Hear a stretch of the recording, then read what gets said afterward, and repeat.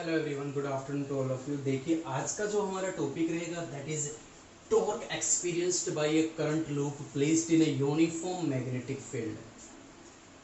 इस टॉपिक को थोड़ा सा आपको ध्यान से देखने की जरूरत है, क्योंकि ये टॉपिक थोड़ा लेंदी भी जाएगा हमारा, और इसमें बहुत सारे कंसेप्ट आपको समझने पड़ेंगे और बहुत इंटरेस्टिंग ये टॉपिक होने वाला है।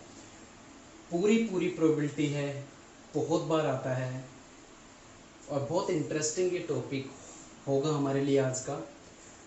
थोड़ा सा कंसंट्रेशन से देखने की जरूरत है। जहां भी आपको कोई प्रॉब्लम आती है प्लीज कंसल्ट विद मी। तो चलिए स्टार्ट करते हैं कि इस टॉपिक का एक्चुअल मतलब क्या है और क्या चीज हमें फाइंड आउट करनी है। तो देखिए, कुछ एक आपको पीछे का भी रिवाइज करवाना पड़ेगा, इसमें आपको याद आ जाएगा। +1 का भी थोड़ा बहुत यूज करेंगे हम इसमें। तो चलिए देखते हैं कि torque experienced by a current loop placed in a magnetic field. इसको करवाने से पहले मैं पहला स्टेप आपको अगर समझ में आ गया, फर्स्ट स्टेप मैं बहुत ही सिंपल तरीके से करवा रहा हूँ, बुक में नहीं दे रखा, लेकिन उसको करवाना बहुत ज़्यादा ज़रूरी है। अगर वो आपको क्लियर हो गया तो आपको जो बुक में दे रखा है ना, वो आपको धीरे धीरे समझ में आने लग जाएगा। डायरेक्ट उस पर नहीं जा रहा हूँ मैं पहले एक सिंपल तरीका आजमाता हूँ और वो आपको समझाने की कोशिश करता हूँ। मान लीजिए मैंने यहाँ पे एक मैग्नेटिक फील्ड रिप्रेजेंट की है और आपको मालूम है क्रॉस मैंने लगाया, इसका मतलब है मैग्नेटिक फील्ड इनवर्ड डायरेक्शन में जा रही है। यहाँ पे मैंने एक लूप रखा है, एक रेक्टेंगुलर लूप यहाँ पे मैंने रखा है, क्लियर। जिसकी लेंथ मैंने a मानी है, जिसकी ब्रेड्थ मैंने b मानी है, क्लियर। करंट फ्लो कर रहा है यहाँ पे एंटी क्लॉकवाइज डायरेक्शन में, क्लियर है।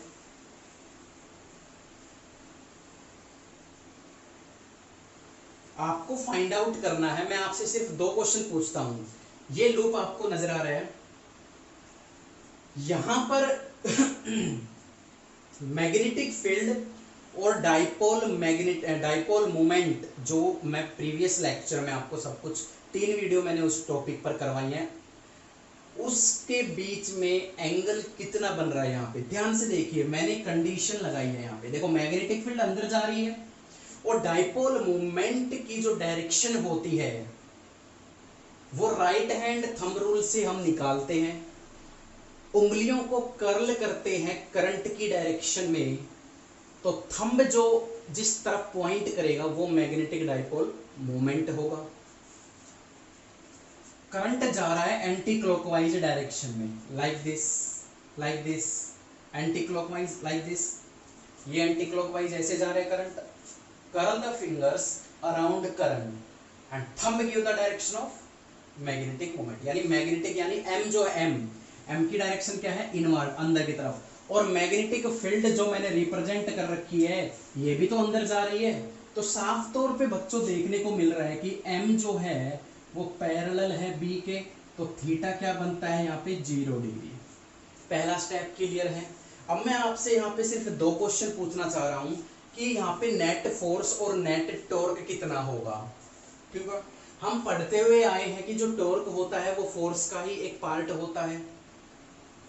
+1 की 5th rotational effect of motion में हमने पढ़ाया था आपको कि बेटा टॉर्क क्या होता है। तो सिंपल है सर, टॉर्क होता है turning effect of force. Force लगाओगे तो कोई बॉडी अगर रोटेट करने लग गई, दैट इज टॉर्क। तो यहाँ पे बहुत कुछ सीखने को मिलेगा आपको। तो नेट फोर्स देखते हैं कितनी आती है यहाँ पे। तो देखिए, जब भी कोई एक करंट लूप मैग्नेटिक फील्ड में रख दिया जाता है, यूनिफॉर्म मैग्नेटिक फील्ड में रख दिया जाता है, तो मैग्नेटिक फील्ड उस लूप, उस वायर के ऊपर एक फोर्स लगाएगी। और वो फोर्स हम किस तरीके से निकालते थे, राइट हैंड पाल्म रूल से। इन उंगलियों को मैग्नेटिक फील्ड की डायरेक्शन में करिए, थंब को करंट की डायरेक्शन में कीजिए, तो जो पाल्म जिस तरफ पॉइंट करेगी ना, that is the direction of force, magnetic force. चलिए इस वायर को देखते हैं, इस वायर को नाम दे देते हैं A, B, C and D। तो इस वायर की देखिए, करंट ऐसे जा रहा है, मैग्नेटिक फील्ड अंदर, करंट ऐसे, तो फोर्स किधर लग रही है, नीचे। मैग्नेटिक फील्ड अंदर, करंट इधर, फोर्स नीचे। तो यहाँ पे फोर्स लग रही है नीचे, दैट इज F1। मैंने इसको नाम दे दिया F1। यहाँ पर आ जाइए, मैग्नेटिक फील्ड अंदर जा रही है, करंट ऊपर की तरफ, करंट ऊपर, मैग्नेटिक फील्ड अंदर, तो फोर्स किधर लग रही है, बाहर की तरफ, that is F2। BC wire पे देखिए, मैग्नेटिक फील्ड अंदर और करंट जा रहा है उस दीवार की तरफ, यानी लाइक दिस, लाइक दिस, तो फोर्स किधर लगेगी, ऊपर की तरफ। इस वायर पे आ जाइए, CD वायर पे, मैग्नेटिक फील्ड अंदर, करंट नीचे जा रहा है, यानी लाइक दिस, करंट नीचे, मैग्नेटिक फील्ड अंदर, तो फोर्स किधर लगेगी, बाहर की तरफ, F4। यहाँ पे आपको साफ तौर पे देखने को मिल रहा है, एक तो यूनिफॉर्म मैग्नेटिक फील्ड है, ऊपर से एंगल यहाँ पे 0 बन रहा है M और B में। तो चलिए इसका तो फंडा बाद में समझ में आएगा। साफ तौर पे दिख रहा है कि लेंथ सेम है, ये लेंथ सेम है, करंट सेम फ्लो कर रहा है, मैग्नेटिक फील्ड यूनिफॉर्म है। तो ये वाली फोर्स देखिए और ये वाली फोर्स देखिए, एक दूसरे को कैंसिल आउट कर रही है क्योंकि दोनों का एक्शन ऑफ फोर्स सेम है। लाइन ऑफ फोर्स क्या है, लाइन ऑफ एक्शन बोल सकते हो आप इसको, लाइन ऑफ एक्शन क्या है, बिल्कुल सेम है। यहाँ पे लगाऊंगा तो यहाँ पे देखेंगे, इस पॉइंट पे देखेंगे, इस पॉइंट पे देखेंगे, किसी भी पॉइंट पर देखेंगे, फोर्स क्या होगी, एक दूसरे को कैंसिल आउट करती चली जाएंगी। सिमिलरली F1 और F3 एक दूसरे को कैंसिल आउट करेंगी। कैंसिल आउट क्यों करेगी, माइंड में अगर ये क्वेश्चन है तो साफ तौर पे देखिए ना कि लेंथ सेम है, लेंथ सेम है, मैग्नेटिक फील्ड यूनिफॉर्म है, करंट सेम है, अपोजिट डायरेक्शन, तो बोलते हैं ना equal and opposite cancel out to each other. तो ये सारी forces F1 F3 cancel out to each other and F2 F4 cancel out to each other. तो नेट फोर्स यहाँ पे कितनी आती है बच्चों, 0। और ये ध्यान से देखिए, मैंने पहले भी एक टॉपिक करवाया था जहाँ पे जब मैंने एक यूनिफॉर्म मैग्नेटिक फील्ड में क्लोज लूप रखा था तो फोर्स 0 आई थी। मैंने एक नोट में डाला हुआ भी है, नोट्स में आप देखिएगा, मैंने इस पे न्यूमेरिकल भी करवाया था कि जब भी यूनिफॉर्म मैग्नेटिक फील्ड में कोई क्लोज लूप आप रख दोगे ना किसी भी शेप का, तो उस पर नेट फोर्स हमेशा क्या आएगी, 0 लगेगी। अच्छा, अब नेट टॉर्क की बात आती है, तो सिंपल सा एक मैं वो करवाता हूं आपको, एक एग्जांपल लेते हैं, चलिए फिर देखते हैं। तो देखिए किस तरीके से मैं एक एग्जांपल लेता हूं। मान लीजिए ये एक रेक्टेंगुलर लूप है, ये ऐसे रखा हुआ है, इस पॉइंट पर फोर्स ऊपर लग रही है, इस पॉइंट पर फोर्स नीचे लग रही है। मैं इसको और इसको ऐसे पकड़ के खींचता हूं, क्या ये रोटेट करेगा, किसी भी हालात में ये रोटेट नहीं कर पाएगा। और मान लीजिए इस साइड में ये फोर्स इधर लग रही है, ये फोर्स इधर लग रही है, कहीं भी लगाइए, कहीं भी लाइन ऑफ एक्शन बिल्कुल सेम होना चाहिए। आप इसको उधर खींचे, इसको इधर खींचे, क्या ये रोटेट हो रहा है, बिल्कुल नहीं, क्योंकि लाइन ऑफ एक्शन बिल्कुल सेम है सबका, इसलिए सारी की सारी फोर्सेज, नेट फोर्स 0 आया। तो जब लाइन ऑफ एक्शन सेम है हमारा, तो नेट टॉर्क भी 0 आ रहा है, ये रोटेट कर ही नहीं पा रहा है। ठीक है, तो ये वो सिंपल केस था जो मैं आपको समझाना चाह रहा हूं। अब थोड़ा सा लिंक हो गए हैं आप इस टॉपिक के साथ, आराम से समझ में आएगा जो बुक में दे रखा है, जो मेन टॉपिक है हमारा आज का। अब हमने क्या किया है कि ये जो हमारा एक रेक्टेंगुलर लूप था, मैंने इसको स्मॉल थीटा एंगल से, या मान लीजिए कुछ थीटा एंगल से मैंने इसको टिल्ट कर दिया है, ऐसे कर लीजिए या ऐसे कर लीजिए, तो टॉर्क कितना आएगा ये हमें फाइंड आउट करना है। ये हमारा आज का क्वेश्चन है। तो चलिए इस टॉपिक को फटाफट खत्म करते हैं। तो देखिए मैं क्या करने जा रहा हूं,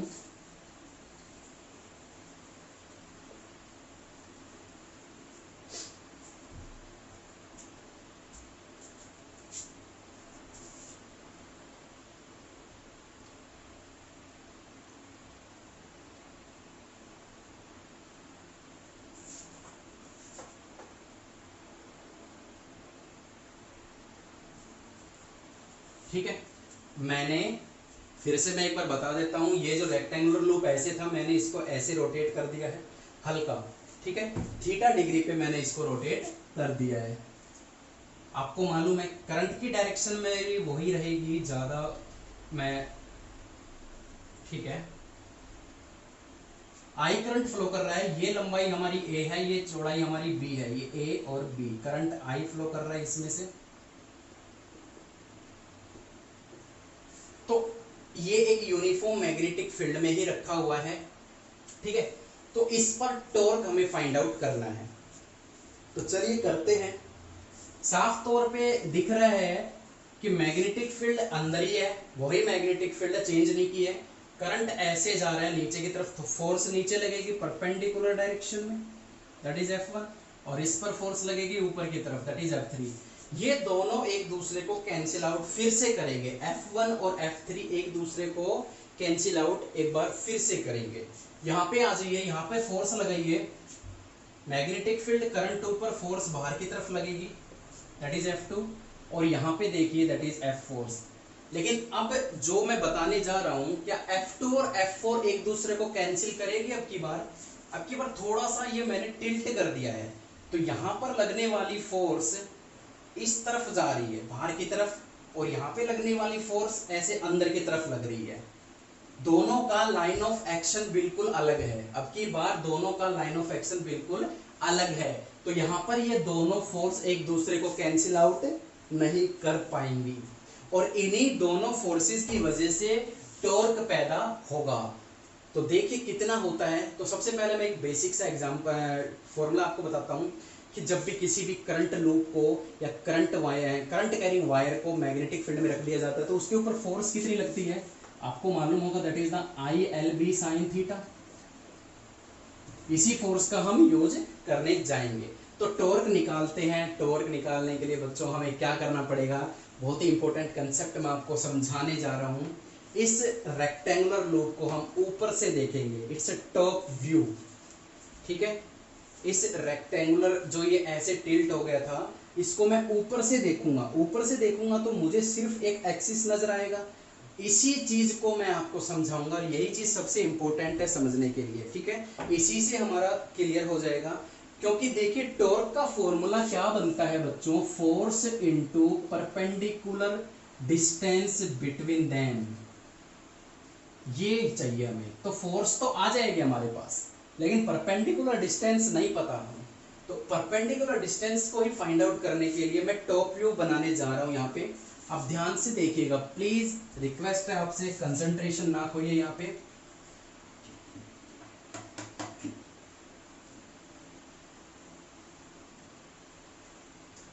ठीक है, इसको थोड़ा सा और मैं बड़ा बना देता हूं।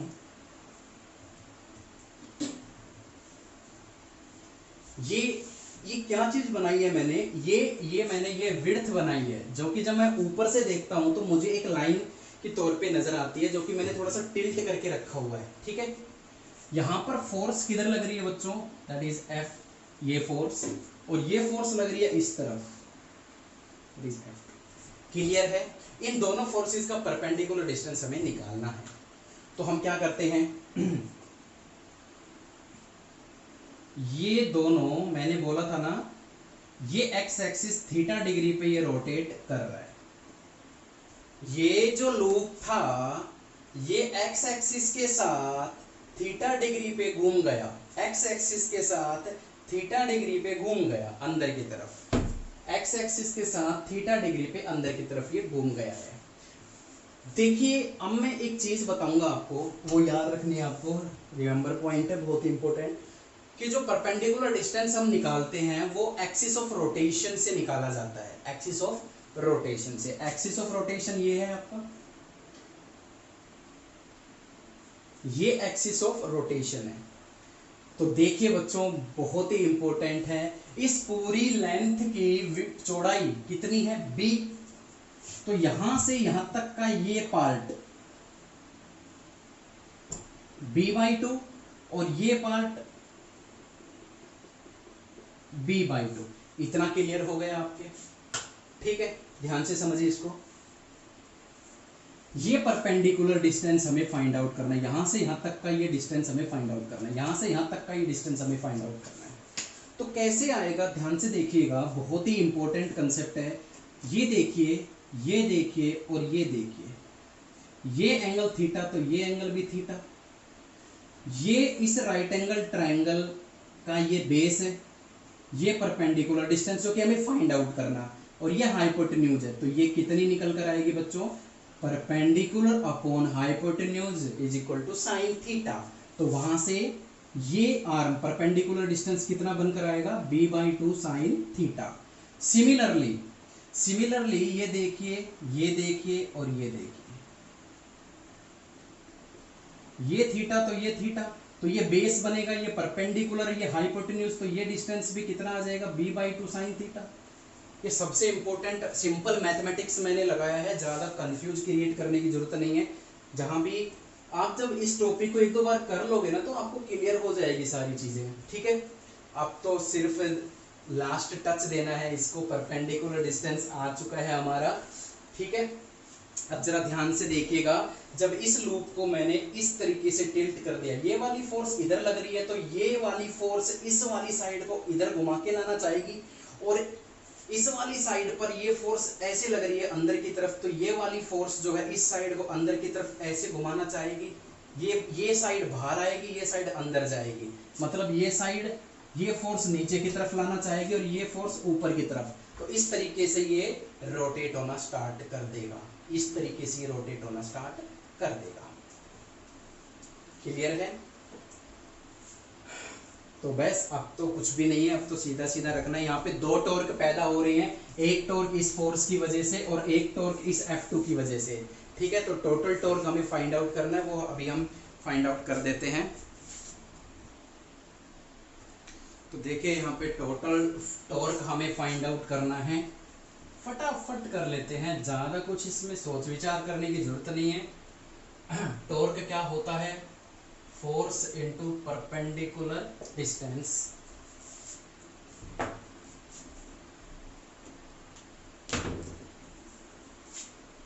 यहाँ पे दो तरीके के टॉर्क बन रहे हैं, तो एक तो F2 बना रही है इनटू परपेंडिकुलर डिस्टेंस, और एक F फोर्स बना रही है परपेंडिकुलर डिस्टेंस।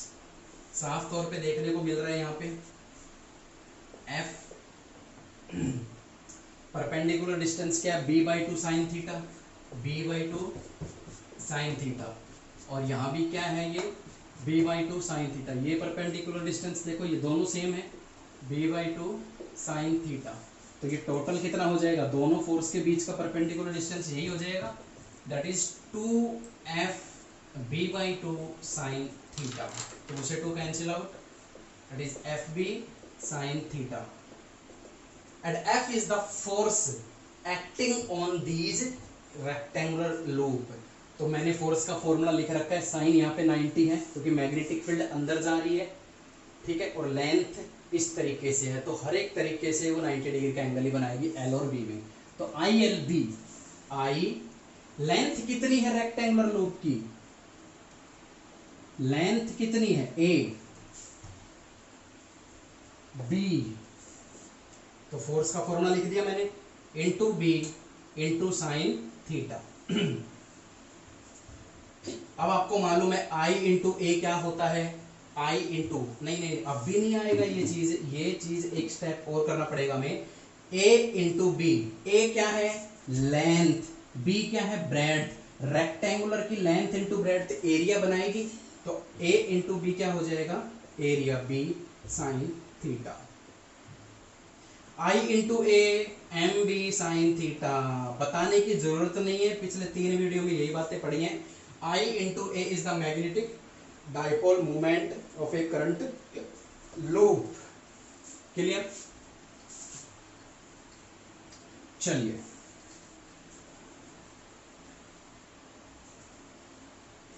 अब लास्ट इसको टच दे देते हैं और इसको फिनिश करते हैं, ठीक है। ये थी एक टर्न की, एक सिंगल वायर अगर आ जाए रेक्टेंगुलर लूप के तौर पे, अगर nth टर्म आ जाए फॉर nth टर्म्स, तो tau is equal to n mb sine theta. या मैं कह सकता हूं ये जो हमारा डाइपोल आया था आई ए बी साइन थीटा, ये एक टर्न का था, nth टर्न के लिए कितना आ जाएगा? n i a b sign theta. तो ये कंप्लीट क्या हो जाएगा? Capital M B sine theta. किसी भी तरीके से कर लो, यही आना है, ठीक है।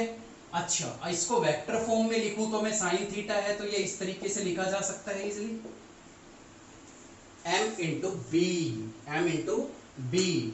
स्टार्टिंग पे चले जाओ, अब बिल्कुल स्टार्टिंग में जब मैंने ये टॉपिक स्टार्ट करवाया था, जब मैंने बताया था m और b के बीच में एंगल 0, तब टॉर्क आया था 0, ठीक है। अब हम इस पर कंडीशंस लगाएंगे और इसके स्पेशल केस करेंगे।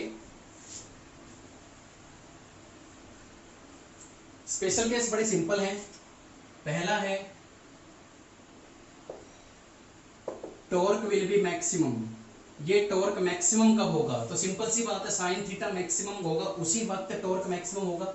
Therefore M B sine 90 degree, क्योंकि मैक्सिमम साइन 90 ही मैक्सिमम होता है, that is torque is equal to M B. This is the maximum torque. जब फोर्स के बीच में 90 डिग्री का एंगल बनेगा तो मैक्सिमम टॉर्क पैदा होगा। और मिनिमम टॉर्क के लिए हम क्या करेंगे? मिनिमम टॉर्क के लिए ये हम कर भी चुके हैं पहले। Minimum torque sine theta minimum कब होता है? जब वो एंगल 0 डिग्री पे होता है। तो सीधी सी बात है, यहाँ पे कर देते हैं second case, torque is equal to M B sine 0 हो या 180 हो, टॉर्क कितना आएगा? 0, that is minimum, that is minimum. तो ये बहुत ही बेहतरीन टॉपिक था। वीडियो को 2 या 3 बार जरूर देखें, आराम से देखें, पॉज करते हुए जाएं, हर एक कंसेप्ट को समझिए। एक टॉप व्यू को समझना बहुत इंपॉर्टेंट है। और ये टॉप व्यू क्यों लिया है हमने? सिर्फ और सिर्फ परपेंडिकुलर डिस्टेंस सोल्व करने के लिए। क्लियर है? बुक में कैसा भी दे रखा हो, मैंने इसी तरीके से आपको पढ़ाया है और आप प्लीज इसी तरीके से इसको करना। बहुत सिंपलेस्ट तरीका है ये, ठीक है? तो गुड लक, आज के लिए इतना ही। आई होप आपको क्लियर हो गया होगा डाइपोल मूवमेंट का ये टॉपिक। बहुत जल्दी ये चैप्टर भी फिनिश होने वाला है। इसमें एक लास्ट टॉपिक बचता है आपका MCG। It's a most important for 5 marks question, moving coil galvanometer and how moving coil galvanometer convert into ammeter and how moving coil galvanometer convert into voltmeter. ये सारे टॉपिक्स हम डिस्कस करेंगे next video में, ठीक है? तो इसको कीजिए और थैंक यू सो मच। पढ़ते रहिए, सेफ रहिए।